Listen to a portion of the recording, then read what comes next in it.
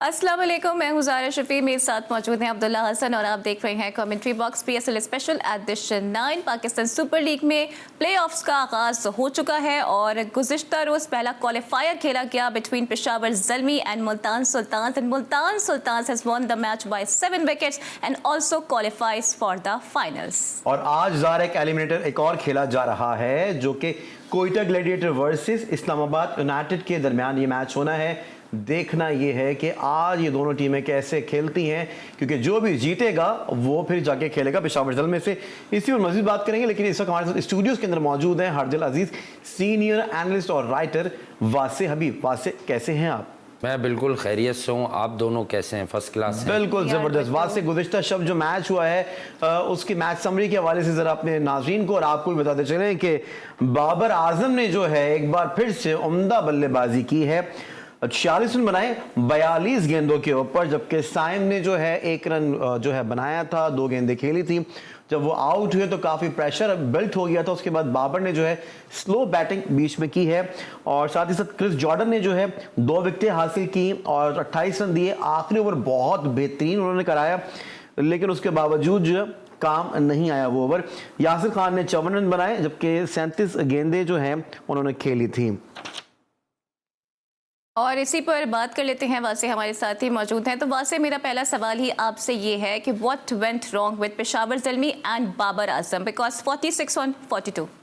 देखें, हाँ, यकीनन रमज़ान आ गए हैं, रमज़ानुल मुबारक, तो अब कुछ चीज़ें मिस होती हैं। कल आपको याद होगा ज़ारा कि जब हम बात कर रहे थे और आपने मुझसे पूछा था कि पेशावर ज़ल्मी फेवरेट है, 2 मैच जीती है इनसे, तो मैंने आपको कहा था कि कराची के ग्राउंड पर मैं मुल्तान सुल्तान्स के साथ जाऊंगा, ये ऑर्गेनाइज टीम है। यकीनन मेरे भी जहन में इतना नहीं रहा रमज़ान की वजह से कि मैं प्रोड्यूसर साहब को कहता कि उसका क्लिप लगा के प्ले करें। खैर, जस्टिफाई क्या है, जो रोज़ सुन रहा है उसे पता है कि हम क्या बता रहे हैं। तो यही मैं बता रहा था कि देखें, एक फंसी हुई विकेट, देखें इस विकेट पर बहुत ज़्यादा टर्न नहीं था। अगर कोई कहेगा ना शदीद टर्न था, तो नहीं था। नए बॉल से बड़ी टर्न मिली मेहरान मुमताज़ को अचानक से। साइम अयूब जो कैरम बॉल्स कर रहे हैं उस पर बड़ी मिली। लेकिन वही बात है कि आपके कुछ जो इंट्रो के सवाल होते हैं, अगर उन्हीं को हम दोबारा से काउंट कर लेना तो उसी में कुछ ना कुछ हमें हिकमत मिल जाती है जवाब की सूरत में कि जवाब क्या होगा। देखें, जवाब ये होगा कि बाबर आजम को इस तरह की पिचेस सूट करती हैं। जब बाबर आजम ने 7 ओवर से जायद का अरसा लिया,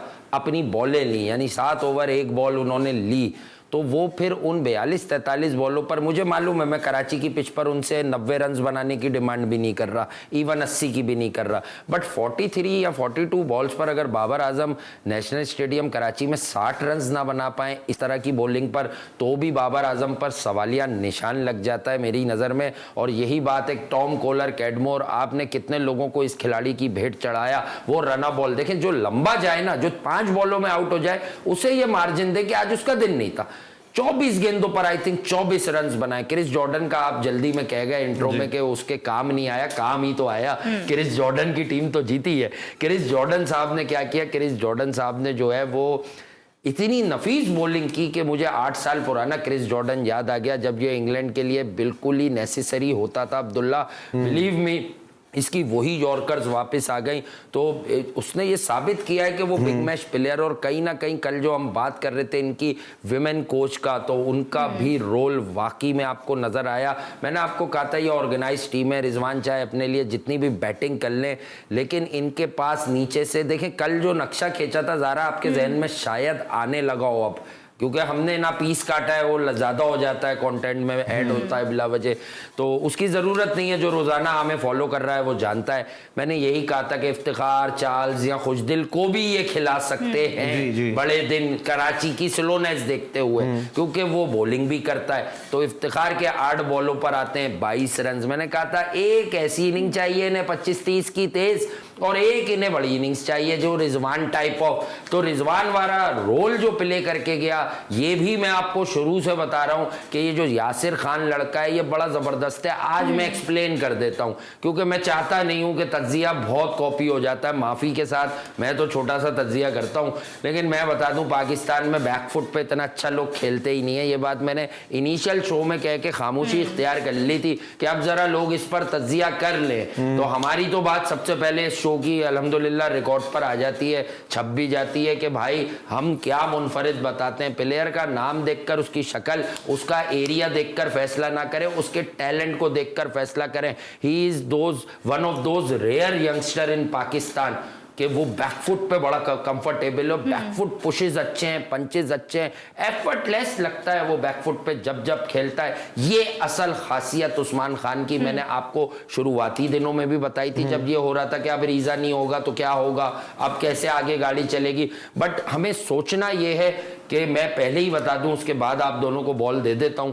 देखें, लोग नाराज हो जाएं कोई बात नहीं, लेकिन जिसको जो काम आता है उसको चाहिए वो अपनी कंट्री के साथ इंसाफ करे। पीएसएल बच्चों की, आज मुझे यासिर खान की सबसे ज्यादा खुशी है, मेरे पाकिस्तान का लड़का ऊपर आया ना, परफॉर्म किया ना क्रंच मैच में। एक तरह का क्वालिफायर था, फाइनल की कॉस्ट थी, एलिमिनेटर तो नहीं था, पर एक तरह से डू और डाई स्ट्रेट्स में अब ये टूर्नामेंट एंटर हो गया। तो यासिर खान ने दिखा दिया कि किस मटीरियल से वो बना है, कितना केपेबल लड़का है। लेकिन फिर shame on Mohammad Rizwan, and sorry to say, मैं बाबर के साथ भी यही एसोसिएट कर दूं अगर, कि यार आपने इतना टाइम लगाया, अगर आपकी वजह से 16-17, क्योंकि दिन आपका था ना, आप अगर 60 पे या 58 पे फिनिश करते तो 15 रन ज्यादा चेस करती मुल्तान। कंसेक्यूटिव 3 दफा बोल्ड हो चुके हैं इसी टीम से कंसेक्यूटिव। ये देखें ना, बात वो है कि मैंने आपको, तो आप लोगों ने मुझे दिखाया था कि गल्फ में छप गई तो दुबई में और इंडिया में छप गई, ये सारे पेपर्स में छप गई आपकी बात। तो वो क्यों छपी थी हमारे शो की बात? अगर हम झूठी बात नहीं छपती।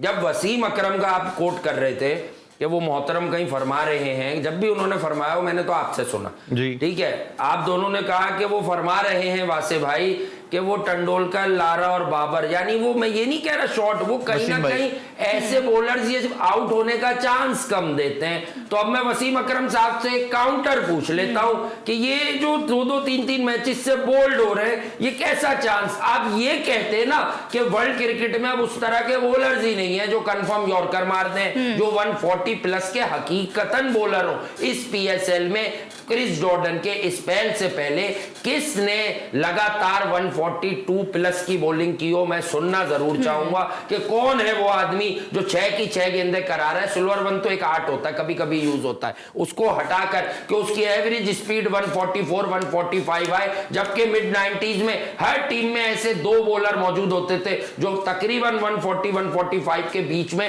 बॉलिंग कराया। बाबर के 500 हो गए, वहां से 500 हो गए इस पीएसएल के अंदर। इसके बाबर के जी बिल्कुल। देखिए, रन्स तो बाबर हमेशा करता है। हाँ। पाकिस्तान के लिए भी उसके कभी 300 हो जाते हैं, कभी 400 हो जाते हैं। What about our country and his franchise? उसकी फ्रेंचाइज मैच हार गई, कितनी बड़ी टीम लेके मैच हार गए। ठीक है, उनके पास एक और चांस है, वो एलिमिनेटर 2 में शिकस्त दें, वो मुल्तान, इस्लामाबाद या कोयटा, जो भी उनके नसीब में, और वो वापस फाइनल खेल। लेकिन ये तो फिर इंडिविजुअल रन्स हो गए ना। ऐसी क्या वजह है कि क्रूशियल मैचेस में इतने बड़े बड़े हमारे प्लेयर्स बिल्कुल ही आउट ऑफ फॉर्म नजर आते हैं? वजह उनसे पूछी जाए जारा कि जो इन दोनों को वापस कप्तान बनाने की बात करते हैं कि बाबर को बना दो, वरना रिजवान तो बेहतरीन है। ओवरसीज इतनी तगड़ी रिसोर्सेस रखकर, इतनी तगड़ी रिसोर्सेस रखकर ये हाल है इनका।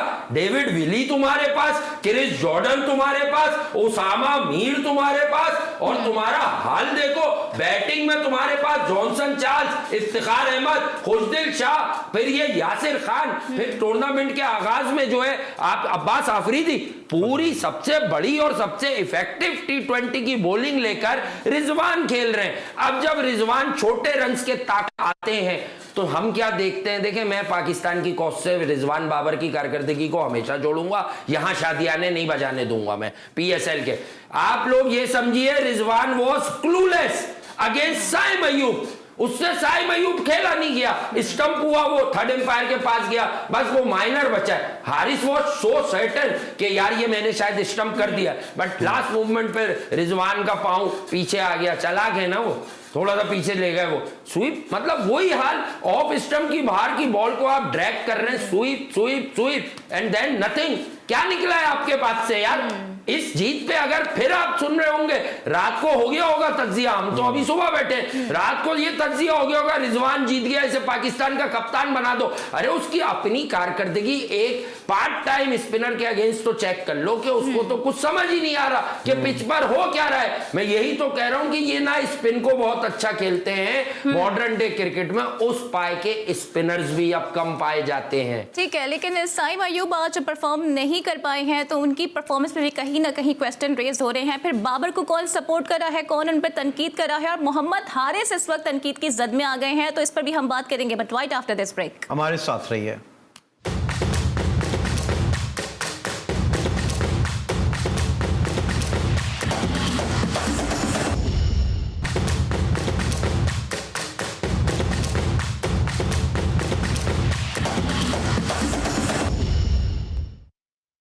कमेंट्री बॉक्स में एक बार फिर से आपको खुशामदीद कहेंगे। साइम अयूब बहुत जल्दी आउट हो गए, इसके ऊपर भी बात करनी है। साथ ही साथ बाबर आजम जिस तरह से आज आउट हुए हैं, ज़ारा जो पुराने एक्स क्रिकेटर्स हैं वो काफ़ी ज़्यादा तनकीद को उनको निशाना बनाने, साथ ही साथ मोहम्मद हारिस के ऊपर जो है बहुत ज़्यादा तनकीद की गई है। एब्सोल्युटली, और इस पे बात कर लेते हैं वासे से। तो वासे, मोहम्मद हारिस पहले भी तनकीद की जद में रहे हैं, पीएसएल भी कुछ उनका अच्छा नहीं गया है, लेकिन रमीज राजा कह रहे हैं कि उनको सीखने की ज़रूरत है बाबर आजम से।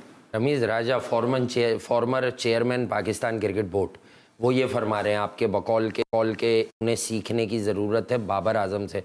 तो रमीज से पहले सिखवा देते हैं ना डोमेस्टिक में, असल उनको बेसिक्स अपनी राइट करने की ज़रूरत है। एक तो वो जिस पाए के प्लेयर हैं उनको स्पिन समझ नहीं आती। मैं तो यहाँ चीख कर थक गया कि भाई आपने उस पर इतना ज़्यादा उसको कहीं चढ़ा दिया आसमानों पर कि उसने ना जाने पाकिस्तान के लिए 5 सेंचुरीज कर दी। एक 77 रन की इनिंग पर वो 2 साल पहले पिक हुआ, उसने लॉबी उसकी तगड़ी है, उसको ये भी पता है किसकी तारीफ़ें करने से पाकिस्तान की टीम में जगह बनती है, किसकी चापलूसी करने से पाकिस्तान की टीम में जगह बनती है। आज आप कहते हैं वो बाबर से सीख ले, फिर वो रमीज राजा कहाँ गए जो कह रहे थे हारिस में फ्लेयर है। फ्लेयर आपको दिखा था, हमें नहीं दिखा था। हमने तो अल्हम्दुलिल्लाह, हमें सुनने वाले जानते हैं, मैंने तो सब कुछ बताया था कि बटलर कहाँ आउट होता है मैच से फाइनल से पहले 2022 में जब आप चेयरमैन थे। मैंने ये भी बताया था आदिल रशीदी से 5-7 बॉलों में आउट कर देगा, इसे कुछ समझ ही नहीं आएगा, ये लटका देगा, शॉट मारेगा जरूर लेकिन खड़ी कर देगा, आदिल रशीद को क्लियर नहीं कर सकेगा। क्योंकि मैं तो इसकी स्ट्रेंथ पहले से देख रहा हूं, और फिर जो 2-4 दिन पहले इसने बयान दिया कि ओपनिंग करने में 50 करना कोई मुश्किल नहीं है। अरे तो तुम अभी ये साइन से पहले वाले टेन्योर में ओपन ही कर रहे थे, कितने 50 हैं तुम्हारे? हर मैच में 50 करते थे। पेशावर ज़ल्मी टाइटल नहीं जीतती।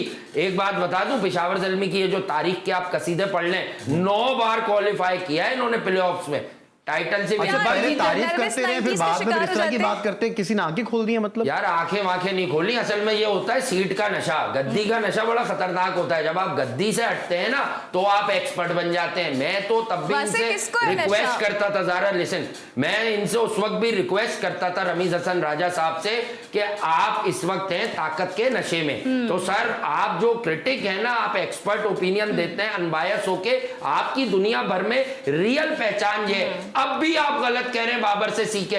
बाबर एक डिफरेंट स्टाइल का प्लेयर है, हारिस कुछ भी नहीं है, लेकिन आप अगर हर प्लेयर को पकड़ के ये वो बताएंगे बाबर से सीखो तो सारे बाबर बन गए, तो 50 ओवर में भी 150 नहीं बनाएंगे आप लोग।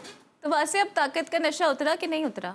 यार देखें, ताकत का नशा क्या है, वो चेयरमैनशिप थी, उसमें आप किसी को भी कुछ भी कह देते थे, कभी किसी सहाफ़ी को कह देते थे कि आप फलां मुल्क से हैं। देखें, आप जब किसी बड़ी पोस्ट पर आते हैं ज़रा, तो आपको हम्बल होना चाहिए, आपको और हम्बल हो जाना चाहिए, लोगों को अच्छे से ट्रीट करना चाहिए। देखें, अगर मैं हूं या आप लोग हैं, जब कोई आपसे अदब से बात कर रहा है या कोई आपसे लॉजिक की बात कर रहा है, तो हमेशा बुरा भला कहने वाले बगैर किसी लॉजिक के वो लोग होते हैं जिन्हें पता होता है कि इस आदमी की बात का काउंटर नहीं है हमारे पास। अब या तो हम कोई साजिशी टोला इनके पीछे लगाएं जो इन्हें ट्रोल करे। भाई सवालात के जवाब दे दो ना। आप कहते हो पाकिस्तान के मैच विनर, मैं कह ही रहा हूं 3-4 साल से कि इनके पास एक तो गेम वैसा नहीं है, दूसरा ये कमजोर टीमों के खिलाफ भी इन्हें पता चलता है ना, आज क्रंच मैच है, आज जीतना बहुत जरूरी है, इनसे जितना इनका खेले उतना भी परफॉर्म नहीं होता। मैं यही बात आप दोनों के सामने पहले दिन से रख रहा हूं। आप बता दें, आप दोनों को इतनी तो सेंस होगी क्रिकेट क्रिकेट की कि आप दोनों ने पाया क्या आज के मैच में। ये विकेट छोड़े, बाकी लोग भी इसी पिच पे खेले हैं ना। बाकी इफ्तिखार क्या घर से विकेट लेके आए थे इफ्तिखार हैं, या जेसन रॉय से वो बल्ला ले आए थे कि यार चल लड़ाई तो हो गई, आज तेरे ही बल्ले से मारूं, ऐसा तो नहीं था ना। इफ्तिखार कहां खेला है, ये यासिर खान कहां खेला है, इसने तो पाकिस्तान की टीम का मुंह भी नहीं देखा अब्दुल्ला। मैं यही तो आप लोगों को बता रहा हूं कि पाकिस्तान पर खुदारा रहम कीजिए और इन एक्सपर्ट्स की बातों में ना आइए। ये सब अब एक गेम प्लान का हिस्सा है। ये इस पीएसएल पे सिर्फ एक एजेंडा कर रहे हैं कि शाहीन को हटाकर बाबर वापस बन जाए, वरना नया कैप्टन है आप मार्केट में थ्रो करें, विच इज मोहम्मद रिजवान। क्योंकि वनडे का तो अब तक हमारे कोई कप्तान ही नहीं है। आप कप्तान किसको बनाएंगे, जिसका बाबर ने भी कभी नहीं कहा कि रिजवान से मशवरा करता हूं। बाबर तो कहते हैं मैं पिच इफ्तिखार भाई से देख के पढ़ता हूं। अच्छा, इफ्तिखार भाई पिच पढ़ते हैं तो फिर इफ्तिखार भाई का तो आप नाम ले लें, मिसाल दे रहा हूं। रिजवान क्या पढ़ता है, वो तो हाथ से स्पिनर भी नहीं पढ़ रहा, जो झाड़ू से चलानी डोमिनेंटली लेग साइडेड प्लेयर है, जो वो एक अपने आर्क में बॉल लेके मारता है। आज उससे इस पिच पे वैसे शॉट भी नहीं लगे against the likes of Saim Ayub. यार देखें, साइम अयूब लीग में आउट कर रहा है, आप लोग शादियाने बजाने के कर रहा है, ऑलराउंडर हो गया, लेकिन साइम अयूब को क्या इस टूर्नामेंट से पहले आपको पता था आप में से किसी को वो बॉलिंग भी कराएगा? तो रिजवान जो 3-4 साल से दुनिया के हर बॉलर को अपनी मर्जी के नंबर पर आके खेल रहे हैं, ये कारकर्दगी है। पास जो एग्रेशन चाचू का है, जो अटैकिंग क्रिकेट वो खेल रहे हैं, तो क्या कप्तानी उनके हाथ में नहीं होनी चाहिए? इफ्तिखार अहमद साहब जी, इफ्तिखार अहमद साहब जी। देखें, कप्तानी एक बड़ी डिफरेंट जॉब है और डिफिकल्ट जॉब है। पाकिस्तान अब जो है ना तजुर्बात करने का मुतामिल हो नहीं सकता। World cup is just around the corner. New Zealand आने वाली है, जो उनकी जो भी टीम आएगी DEF आपको दिख जाएगी। बहुत सारे तो IPL में बिजी होंगे, WC आएगी तो डेफिनेटली। लास्ट टाइम भी लोगों ने कहा था बड़ी कमजोर टीम आई है, उसमें चैपमैन निकला था 2-2 बराबर, आखिरी भी हार रहे थे, बारिश ने इन्हें बचा लिया था। 170 प्लस का वहाँ भी चेस था। और आपको पता है, with due all respect, Babar और रिजवान के साथ आप एक कंपेटिटिव बॉलिंग लाइनअप या okay sort of bowling lineup भी लेकर आप 170-80 का ख्वाब जरा कम ही देखते हैं, क्योंकि इनके दिमाग से 160 जाता ही नहीं है। अब जब आपने दो लोगों ने मिलकर 60 दफा पाकिस्तान के नाम पर ओपनिंग कर ली, तो भाई 3 इंसिडेंट तो हो ही जाएंगे ना। वो ही याद दिलाते रहते हैं लोग। 2022 से लेके 2021 का जो 20 ओवर का एशिया कप था, उससे लेके जरा ये भी तो बताएं, इनके फेलियर्स तो बताएं, कौन कौन से मैच ये हरवा के गए। क्योंकि मेरा मानना क्या है, अगर कॉमन सेंस से आप पूछेंगे, अपने किसी बड़े से भी पूछेंगे, जो 20 ओवर की 120 बॉलों की क्रिकेट में 40-45 बॉलें खेले, उसका रोल है सबसे ज्यादा इम्पैक्ट वाले रन्स बनाना। कहां है बाबर के आज भी इम्पैक्ट वाले रन्स? कल रात को कहां थे रन? कोई रन्स दिखे? ये क्या रना बॉल ही कहेंगे? 3 रन ज्यादा है बॉलों से, 3-4 रन ज्यादा है। अरे आप 60 तो करते, 160 नहीं करा सके आप पेशावर जल्मी को, तो आप लोग कहते हैं कि पाकिस्तान के लिए इनको ओपनिंग करने दीजिए यार। तो बात से मैं आपसे ये भी जानूंगी कि गुज़िश्ता रोज होने वाले मैच की हार का जिम्मेदार कौन है, लेकिन जवाब मैं आपसे लूंगी इस ब्रेक के बाद।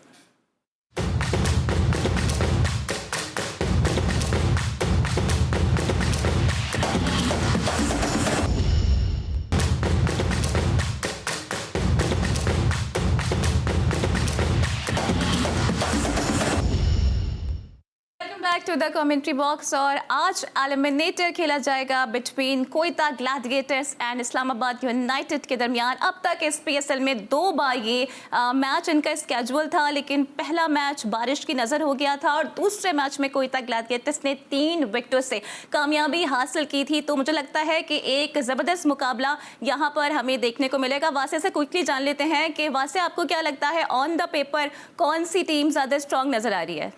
देखिए, मैं तो आपको टूर्नामेंट के आगाज़ में ही अपनी राय दे चुका था कि इस्लामाबाद यूनाइटेड की जो बैटिंग लाइनअप है वो बड़ी डेंजरस है। फिर वो आपको साबित भी हुआ कि जो एक अच्छी बैटिंग कंडीशंस आई, तो अपोजिशन ने 228 रन्स का इन पर दबाव डाला। 2 विकेटें इनकी शुरू में गिरा दी गई, लेकिन उसके बाद भी आप देखें कि इन्होंने कितने मज़े से जो है 228 रन्स चेस किए, जो हाईएस्ट एवर चेज है PSL 9 का।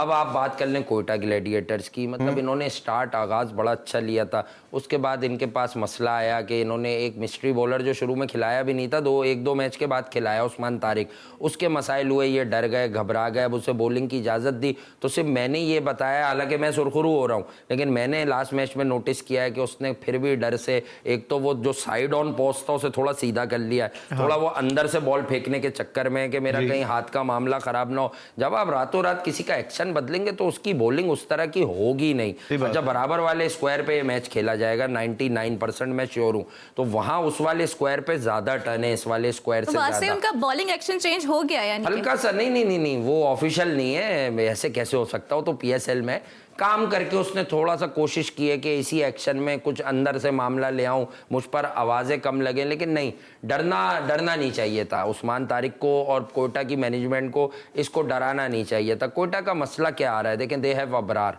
जो स्टार्ट इसने बड़ा अच्छा किया, दे हैव उस्मान तारिक, और एक और स्पिनर भी है अकील हुसैन, जो हर मैच में पहले इकोनॉमिकल जा रहा था। लेकिन कराची की विकेट क्या है कि स्लोअर साइड पे तो है, लेकिन यहाँ तो आप गेंद को ज्यादा टर्न करें, बिग टर्नर बच रहा है, जो स्लो टर्नर है ना बंदा, जो हल्की फुल्की स्पिन करता है, उसको मार लग रही है। जैसे जॉनसन चार्ल्स ने उस्मान तारिक को मारा, अबरार की पिटाई की इन लोगों ने, मुल्तान सुल्तान ने लास्ट लीग मैच में, जो हमने कल या परसों बात भी की है इस पर। तो मैं आपको यही बताता हूं कि ये जो इस्लामाबाद की टीम है, इसको ये वेन्यू बहुत ज्यादा सूट नहीं कर रहा, लेकिन ये जो स्लोनेस ऑफ द विकेट है ये इतना मैटर नहीं करेगी अगर बहुत रैंक टर्नर ना बना। ये दो बल्लेबाजों की गेम होगी इनके, कि ये मैच लेके उड़ जाएं। लेकिन कोयटा ग्लैडिएटर का एक लीन पैच आ गया, तो now it's up to Aamir, इसके पर Rilee Rossouw and then Jason Roy and Saud Shakeel, क्योंकि Jason Roy looked very disappointed और वहां से कॉलिन मंरो शायद नहीं खेलेंगे, तरह वो आउट हुए। तो I think he also has a point two prove कि यार मुझ में क्या बात है, मैं इंटरनेशनल क्रिकेट का तजुर्बा क्यों रखता हूं, क्यों मैं वाइट बॉल क्रिकेट का स्पेशलिस्ट हूं, क्यों तजुर्बेकार हूं। तो जेसन रॉय की न जाने क्यों मुझे फीलिंग है कि कप्तान रायली रसो जो फायर ही नहीं कर रहे, उनकी और जेसन रॉय की परफॉर्मेंसेस बहुत काउंट करेंगी। And do not forget this lad who hardly played, बल्कि never played domestic cricket, Khawaja Nafay. लेकिन पता नहीं क्यों एक गट फीलिंग है कि ये खेल हर मैच रहा है, ये भी कोई बड़ा टॉस कितना इंपॉर्टेंट है, टारगेट कर रहा है। टॉस कितना इंपॉर्टेंट है? देखिए, टॉस तो कराची की विकेट पे बहुत इंपॉर्टेंट है। मैंने आपको हमेशा बताया कि इस पर बैटिंग फर्स्ट, लेकिन फैसले गलत हो रहे हैं यहाँ पे। नहीं, आप समझे, जैसे बाबर ने नहीं, तो टीमें गलत हो रही हैं। देखें, आप बात को समझें, लाहौर कलंदर और कोयटा का मैच हुआ, कोयटा लास्ट बॉल पे छक्का लगा के जीता।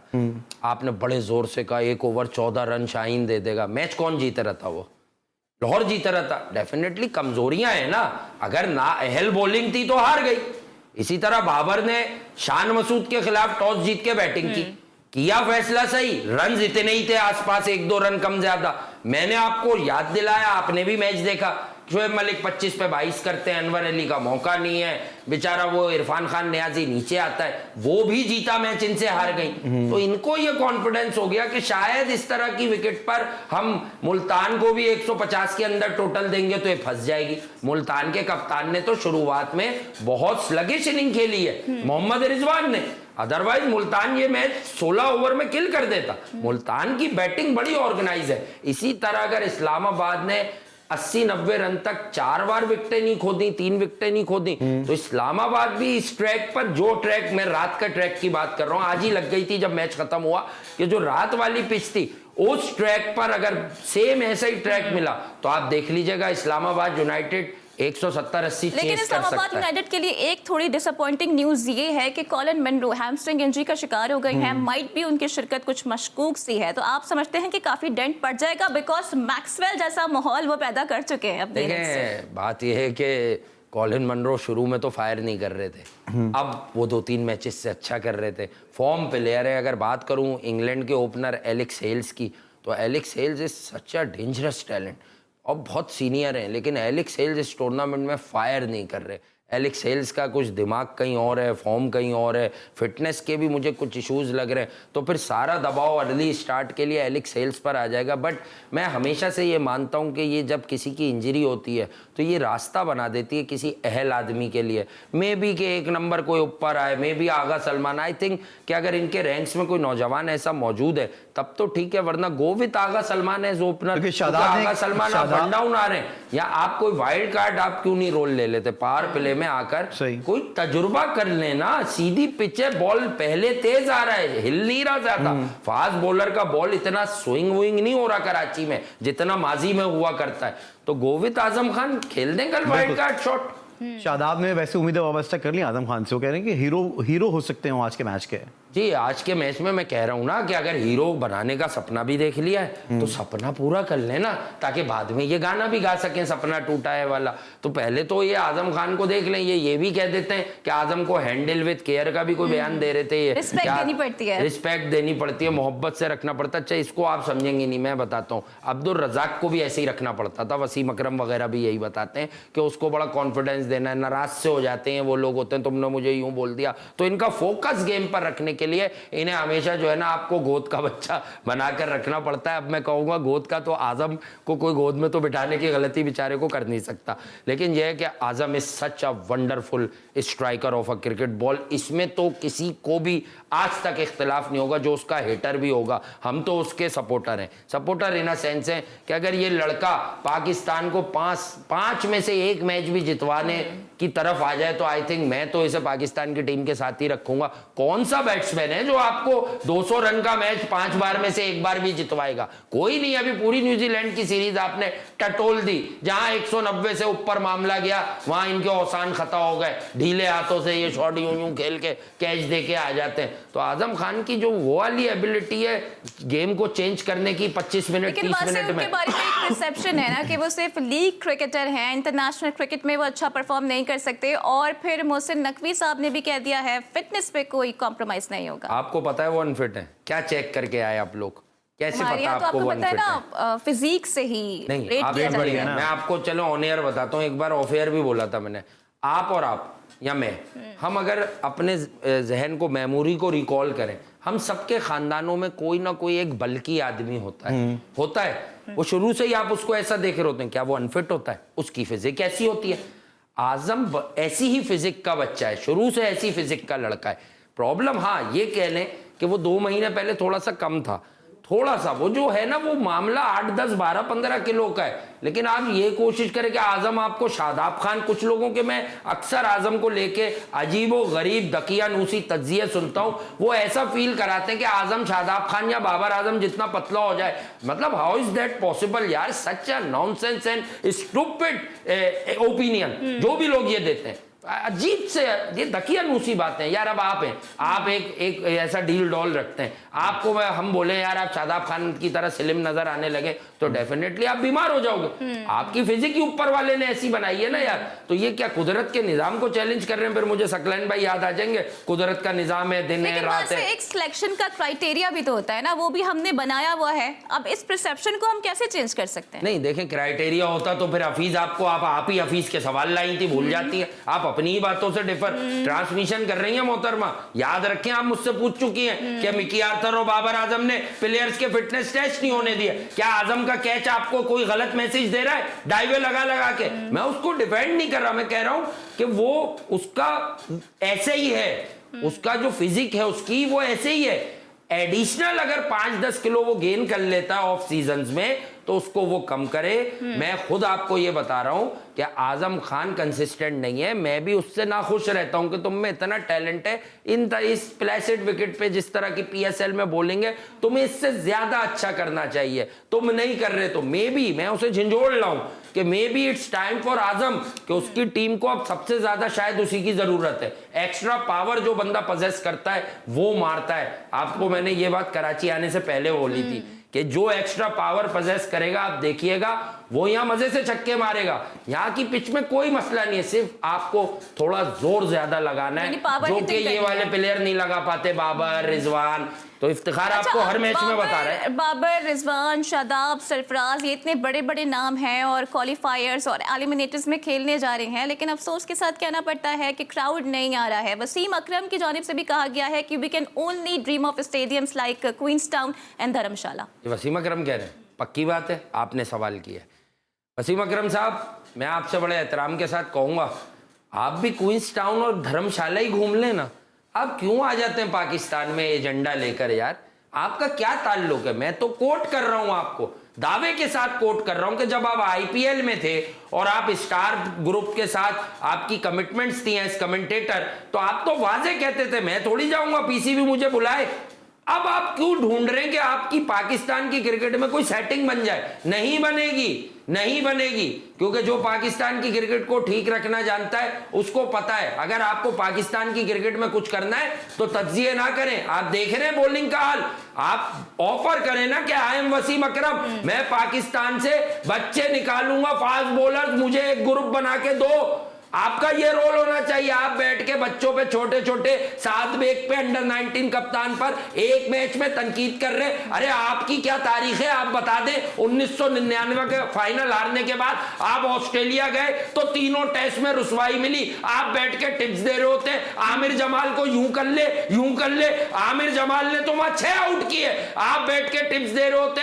अब मैं क्या क्या ट्राई नेशन के दोनों फाइनल में आपकी पूरी बॉलिंग, वसीम बकर, शोएब अख्तर, ये सारी बॉलिंग लेके आप जो है दोनों फाइनल ऑस्ट्रेलिया से वन साइडेड आते। और क्या बताऊं, 2003 में आप सब मौजूद होते, क्या करके आए आप वहां? ग्रुप स्टेज से बाहर होके वसीम वकार इंजमाम। अरे बच्चों को खेलने दे भाई, जायज तनकीद करें उन पर।